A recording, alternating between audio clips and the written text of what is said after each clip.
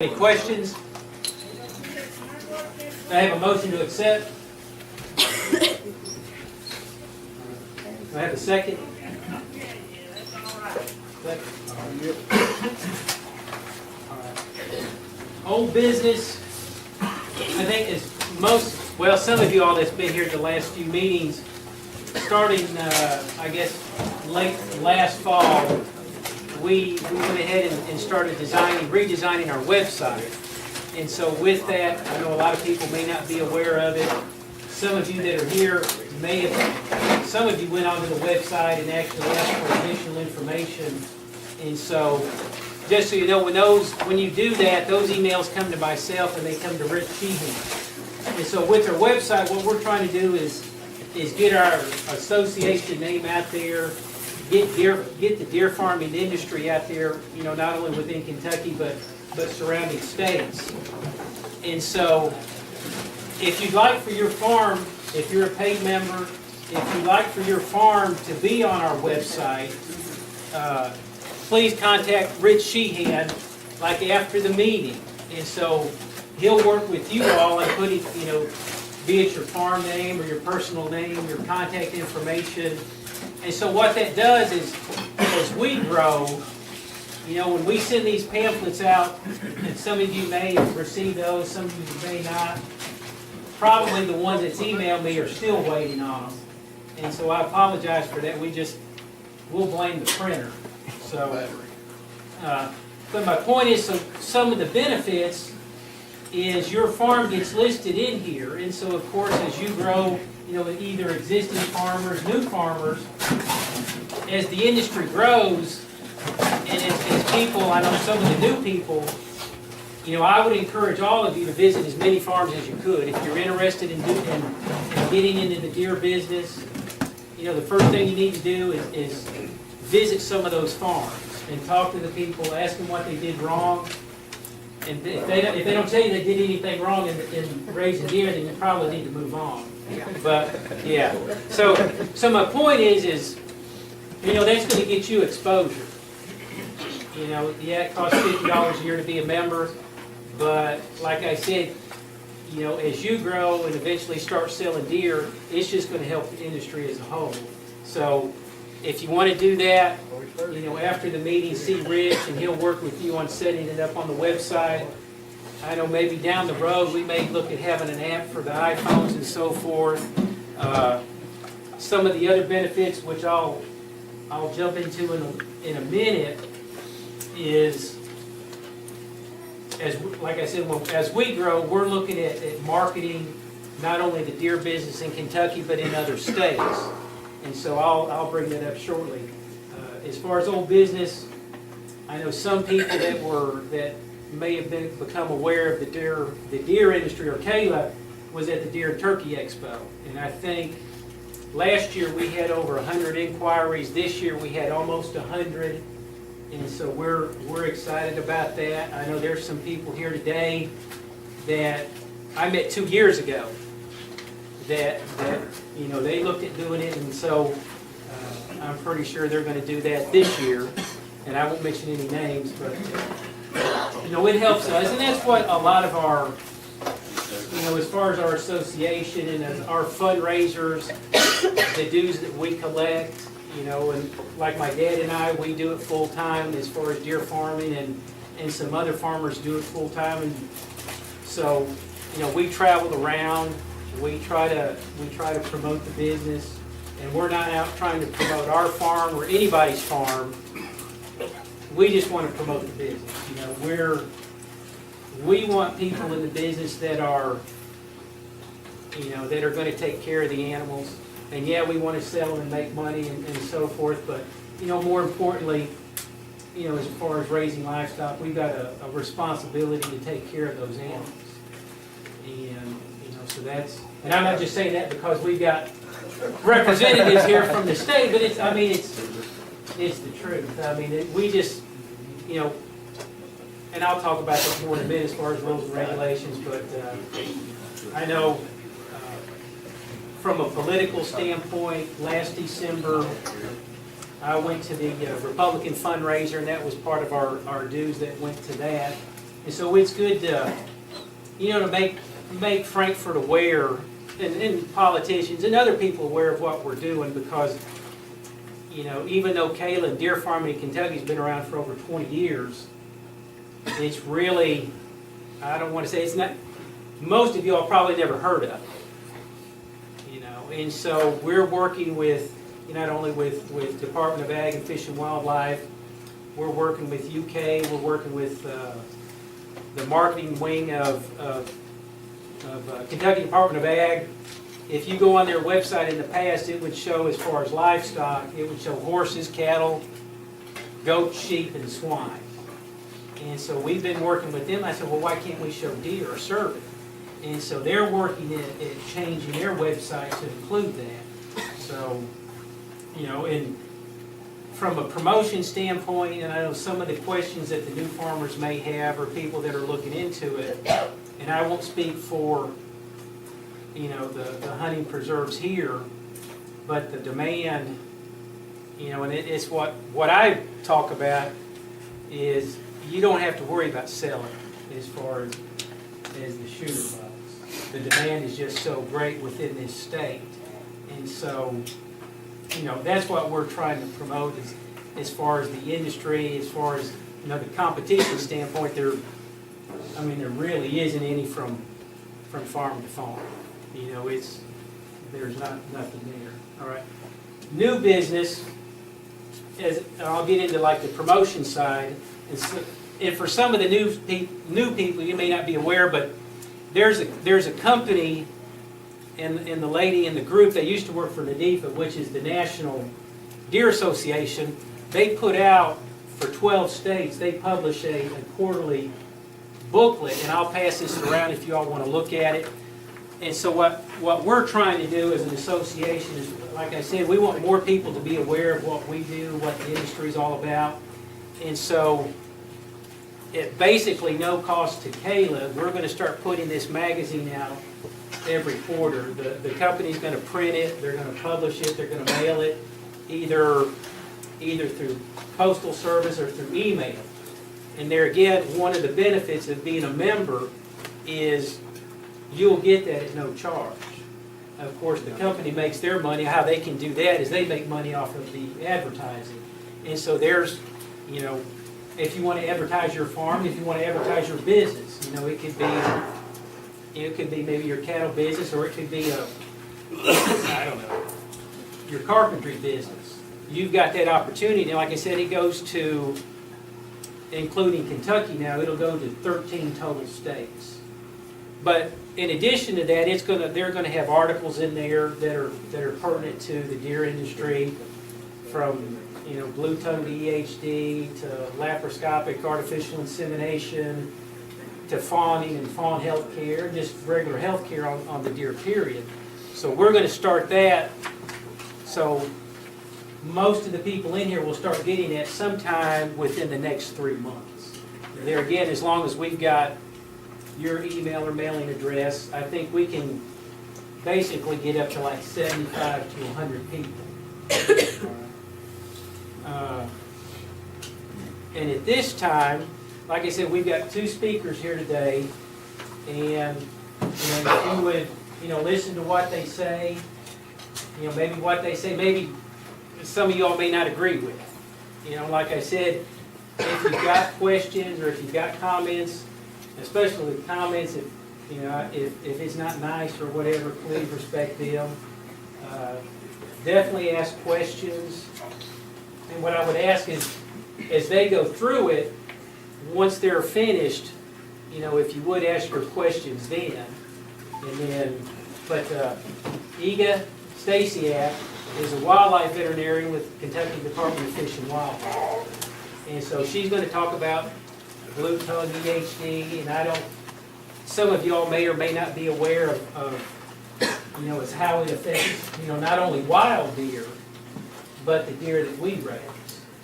And so, we're looking at ways, we're fortunate to have them here. They came, I asked them to show up, because, like I said, with our association, what we want to try to do is educate, not only the new farmers, but, if even existing farmers that's been in it 20 years, if you stop learning, then something's wrong. So at this time, I'll listen to Nika. Okay, thanks, Mike. Hi, everyone. First of all, thanks for inviting me to this meeting. I've never spoken to this group before, so it's a first for me. So I think what I'll do is, there's a screen there. Initially I was going to do a PowerPoint, had some nice photos to show you. We don't really need it, but I'll pull it up on my laptop here, and if one person over there could kind of flip through the slides, that way you can take a look. And let me say this before she gets started. She sent me some information that I was supposed to print off. And I didn't. So, okay. But I will email and mail to people that. Okay. So, as Mike said, I'm a wildlife veterinarian with the Kentucky Department of Fish and Wildlife. I've been with the agency for 3 years. Before that, I went to vet school in Canada, and I studied to be a zoo veterinarian. So I actually worked with captive animals for a little while, for 3 years. At the zoo, we had some, collections of reindeer and moose and various cervid species. I don't believe we had any deer, but we do have a collection of deer at the C.A.L.A Wildlife Center in Frankfurt. I'm not sure if any of you have been out there. So I do have some captive cervid experience, but today I wanted to talk to you about epizootic hemorrhagic disease and blue tongue. Now, how many of you were aware that we had a large outbreak of EHD this past summer? Yeah. Okay, so quite a few of you. Okay, so it was all over the news, and a lot of you heard that we had a large-scale die-off. So I wanted to share with you a little bit of insights into our investigation. And so first of all, what is hemorrhagic disease? So basically, hemorrhagic disease is a catch-all term we use to describe these two distinct but closely related viruses, and that's EHD and blue tongue. So oftentimes people just say blue tongue, and they're referring to the same thing. But blue tongue and EHD are actually different viruses, but they cause the same symptoms in deer. So here in North America, both of these viruses have been associated with large-scale die-offs or mortality events in specifically white-tailed deer populations. In some cases, we have up to 25% losses in wildlife populations associated with these outbreaks. In the West, blue tongue and EHD are also seen in mule deer and pronghorn antelope, and have been associated with die-offs. As far as livestock are concerned, most of the species we have here are, I would say, resistant. They can develop infection, but they'll survive. So they may not necessarily show symptoms. So like cattle, sheep, goats. So sheep are actually very susceptible to blue tongue, but they're not as susceptible to EHD. So there are some differences, but white-tailed deer are susceptible to both. Now, these viruses are spread or transmitted through the bite of an infected midge. So these are, you can also refer to them as gnats, or you might know them as no-see-ums or sandflies. And they're these tiny, tiny little flies. There's a picture of one here, and that's the known vector Culicoides sonorensis. So we typically see outbreaks in the late summer and early fall, and this corresponds to the breeding season of the biting midge. So that's when the midges are around, and that's when outbreaks occur. Now, we do see cases every year, so we might have 1 or 2 cases or mortality events reported in 1 or 2 counties across the state, and that's not unusual, and we'll get reports sometimes every year. But these large-scale die-offs traditionally have occurred every 10 years or so. Interestingly, in the last 15 years or so, we've actually seen an increased frequency of outbreaks. So we had outbreaks, our last outbreaks in Kentucky were in 2007 and 2012, and now this big one in 2017. We don't know yet why the frequency is increasing. It might have to do with changing climate patterns or weather patterns, resulting in the virus either moving into the state early or accelerating the breeding season or enhancing the breeding season for the midges. There's a number of different strains of these viruses. You can see here, typically here in Kentucky we see EHD2, so we typically only see 1 or 2 strains.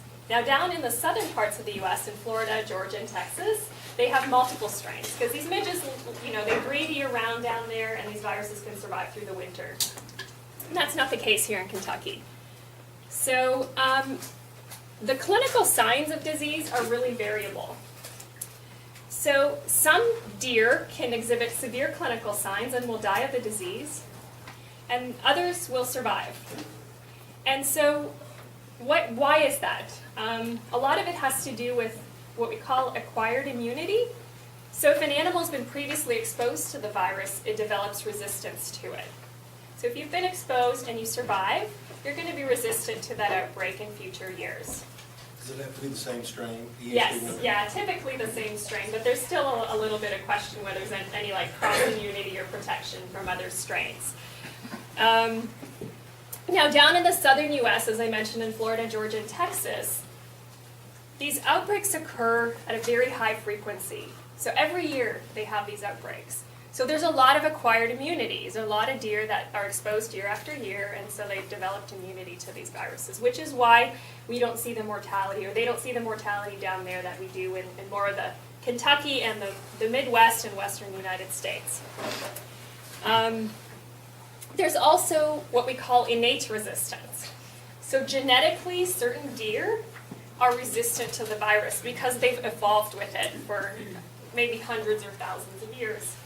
So for instance, in Texas, a lot of the deer have innate resistance, so they're just genetically resistant. So they've got both acquired immunity and innate immunity. And unfortunately, a lot of our deer here up in Kentucky don't have that. And in this region, because our outbreaks are infrequent, the deer are more susceptible to dying of it. So there's two forms of the disease, acute and chronic. So the acute form is a severe form of the disease. So with this form, the deer are infected, and within a week they'll die. They die of infection. So deer can appear really lethargic. Often we get reports that they're approachable. So someone says, I can literally walk up to it and it won't run away.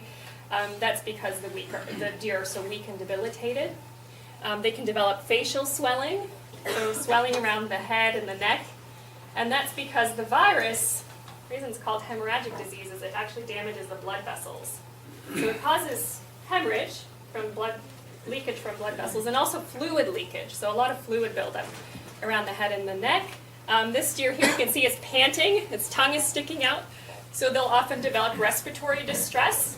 They can't breathe because all this fluid is building up in their lungs. So typically they'll succumb to the disease within 2 to 3 days. Now some deer do go on to survive the disease, and they develop a chronic form. So these deer might be inappetent, so they just won't have a really good appetite. They'll survive through the summer, and they can survive, for many years afterwards. But they might just not look very good. They might kind of appear really thin. You'll see this hoof sloughing. So they can develop hoof growth abnormalities and breaking and sloughing of the hoofs. So that's one thing that our hunters typically report in the fall after an EHD outbreak, that the deer have these sort of growth interruption lines or sloughing of the hoofs. So that's something to look for, and that's a way you can tell the deer had previously been exposed or had been infected with EHD or blue tongue. So, this is just a map here to show you the distribution of EHD and blue tongue across the U.S. So this disease has been present for over 50 some years. So we've been seeing outbreaks for a long time. And as you can see here in the southeastern region, I have an arrow saying chronic. So in these southern states, that's where these outbreaks occur very frequently, and we see a milder form of the disease. So most of the deer are going to survive. Then you get up to Kentucky, pretty well across the Midwest and into the western parts of the U.S. Now we're going to see the increased mortality. So we have more deer that aren't as resistant to the virus, and we're going to see these large-scale die-offs. So what factors are needed for an outbreak of EHD? So in veterinary medicine, we refer to, we can go on to the next slide, it's called the epidemiologic triad. So basically, in order to have disease, you need a susceptible host, you need a competent agent, and you need a suitable environment. So in our case, we need susceptible deer. So that's what we have here in Kentucky, so deer that have not been previously exposed to the virus. Oftentimes thirsty deer that are congregating around bodies of water. we need a competent agent, so we need the virus, but we also need the biting midge. Okay, so we need suitable conditions for the biting midge, and most importantly, we need a suitable environment. So this is where it's important to talk about the breeding habitat for these midges, and this is pretty relevant to you as well. So what do the midges need?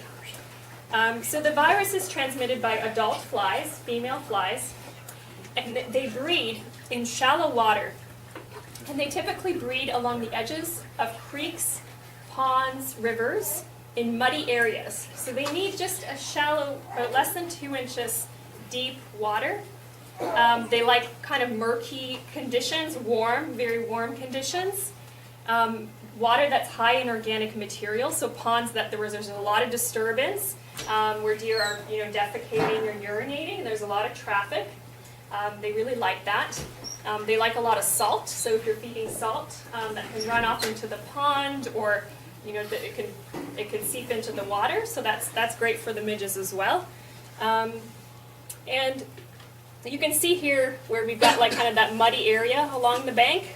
So that's kind of a perfect breeding habitat for these midges. And the weather's important is because the longer the season, so we have, say, an earlier spring and warmer conditions earlier in the season, those midges can undergo multiple replication cycles. So the sooner the cycle starts, the sooner they start breeding, you're going to get more cycles through the summer, and that's going to really boost your midge populations. And that also affects the virus. So the virus replicates inside of the midge. So the warmer the conditions, the more virus is going to develop or replicate within the midge.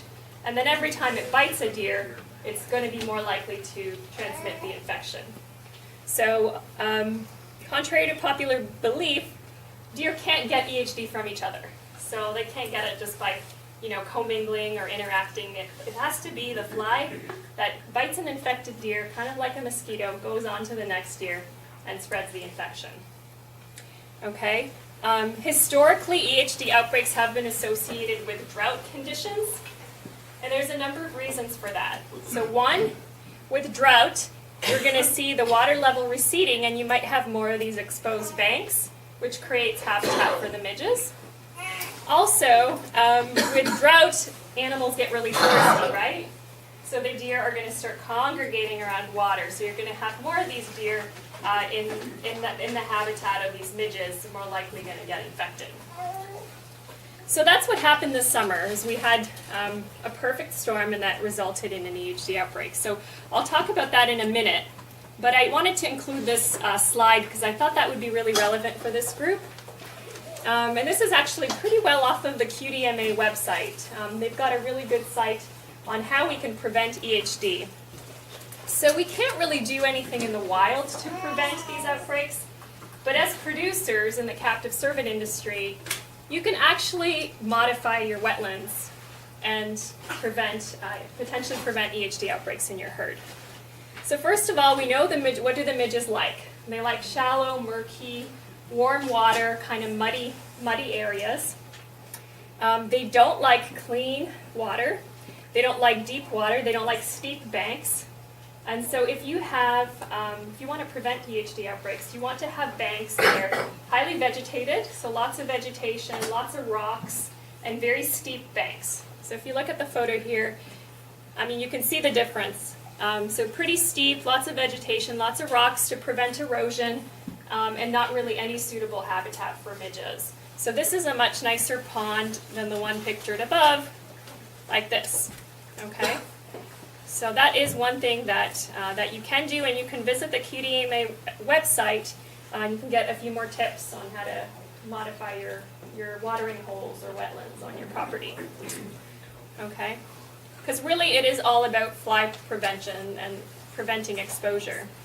Can you treat the ponds with larvicide or something that would penetrate into the bank to kill them? I suppose you could. I don't know. I don't really have much experience with that. I think often farmers will treat. It's easier to treat your deer with fly preventative, some fly spray, and that'll prevent the midges from biting the deer in the first place. I'm not sure about putting larvicides out on the pond, but I suppose you could do it. Yeah. What's the radius of a midge? Like, how far do they fly and? They don't fly very far, but they move a lot with wind patterns. So in fact, we actually did some sampling for midges this season, and we found like some rare midge that's found in southern parts of Georgia that we think was blown in here with the wind. So so I don't know exactly the radius, but it's actually very small. They don't really fly very far, but they can get blown very far with the wind. What's the recommended radius to have, I guess, your deer away from ponds or wetlands?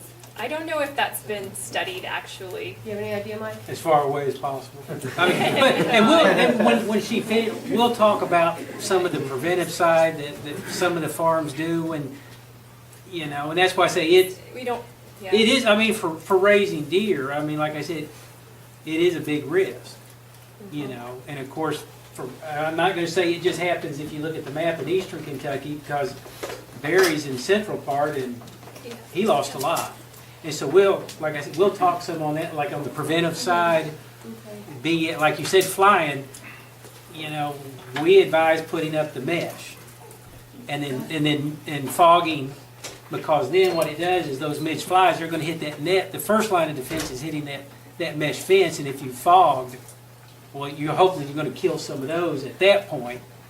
And then as they go over, you're going to fog the interior perimeter of your fences. So Yeah, no, that's a good point, but yeah, we don't. I'll show you some of the research we did on the wild deer and some of the differences in exposure even within counties. So it's interesting because we never really realized that exposure can be so different even in different parts of a county, but it can. So I think it depends on a lot of things. So I'm going to switch gears now and talk a little bit about our EHD outbreak this summer. So this was actually pretty early. So as I mentioned, usually our outbreaks are in late August, early fall. But we started receiving calls in mid-July. So our first calls came in from Crittenden County, so in western Kentucky. And then we had a few calls from McGoffin-Floyd County around the same time. And we had reports of basically dead deer floating in the water. So that's usually a red flag. It alerts us to something may be going on. And really, within the next few days, by the end of that week, we had received 30-some reports of 30-some dead deer in the area, mostly in eastern Kentucky.